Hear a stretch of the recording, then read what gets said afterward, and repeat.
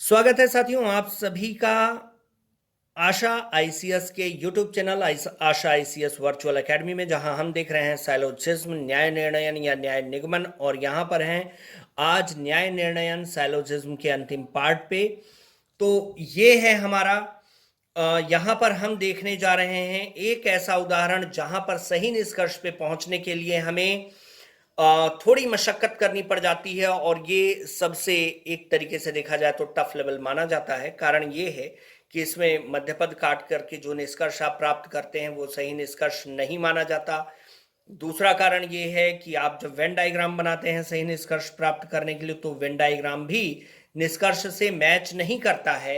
और तीसरा कारण ये है कि आपको इसमें एक नियरेस्ट अप्रोच अपनाना पड़ता है, और वो नियरेस्ट अप्रोच ये है कि आपको इसमें कथन और निष्कर्ष दोनों के अनुसार आपको वेन डायग्राम बनाने पड़ते हैं, और जो वेन डायग्राम सही सही मैच करता है वही हमारा सही निष्कर्ष माना जाता है।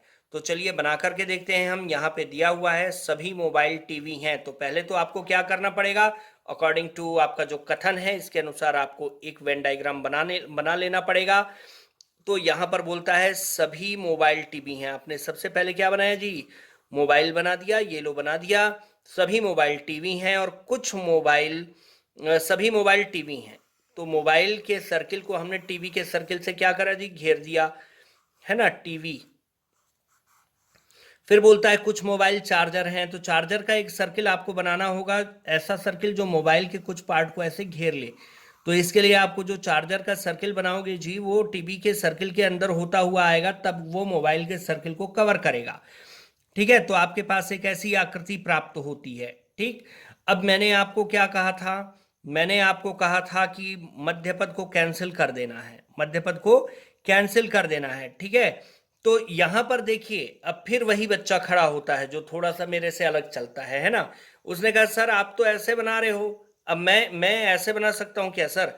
ये आपने पहला कंडीशन तो बना दिया, क्या मैं अगर ऐसे बनाऊं कि सभी मोबाइल टीवी हैं,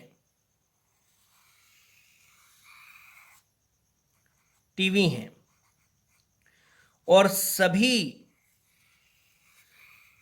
कुछ चार्जर मोबाइल हैं, कुछ चार्जर, क्षमा चाहूंगा थोड़ा,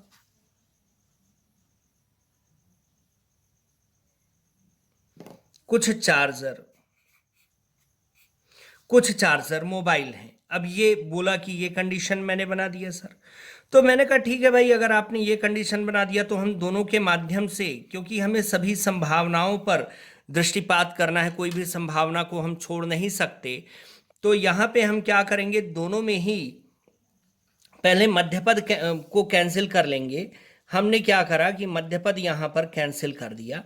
तो मध्यपद कैंसिल करने पर हमारे पास दो टाइप के हमें निष्कर्ष यहां पे प्राप्त हुए। पहला निष्कर्ष हमें ये प्राप्त हुआ, मान लीजिए ये कैंसिल हो गया। ठीक है, यहां पर पहला निष्कर्ष हमें ये प्राप्त हुआ कि कुछ चार्जर टीवी हैं। तो अगर कुछ चार्जर टीवी हैं तो ये भी सत्य है कि कुछ टीवी ऐसे हैं जो चार्जर नहीं है। ठीक है, कुछ टीवी, भाई चार्जर अगर टीवी का कुछ भाग घेरा है तो कुछ भाग को खाली भी रखा है, नहीं घेर पाया है। तो जिस भाग को नहीं घेर पाया है हम ये कह सकते हैं कि कुछ टीवी चार्जर नहीं है। यहां पर देखिए आपका जो पहला कथन है वो दिया हुआ है। ठीक है, दूसरा कथन आपका सभी चार्जर टीवी हैं, वो इस डायग्राम के अनुसार, वेन डायग्राम के अनुसार सही है। तो ये भी सही है, दोनों में से कोई भी सही होता है।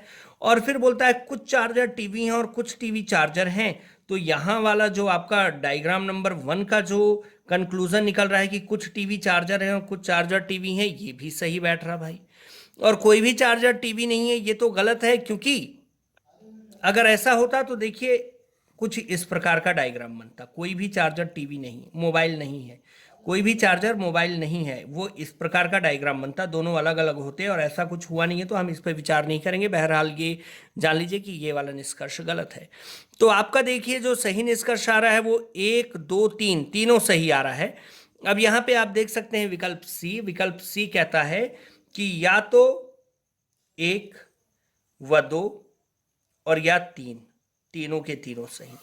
तो आपने सी का चयन कर लिया और आपको नंबर मिल गए। तो मैं कहूँगा देखिए कि आपको हमेशा वेन डायग्राम के हर कंडीशन पे विचार करना होगा, उसके हर संभावनाओं पर विचार करना होगा और एक सही निष्कर्ष पर पहुंचना होगा, तब जाकर के आप एक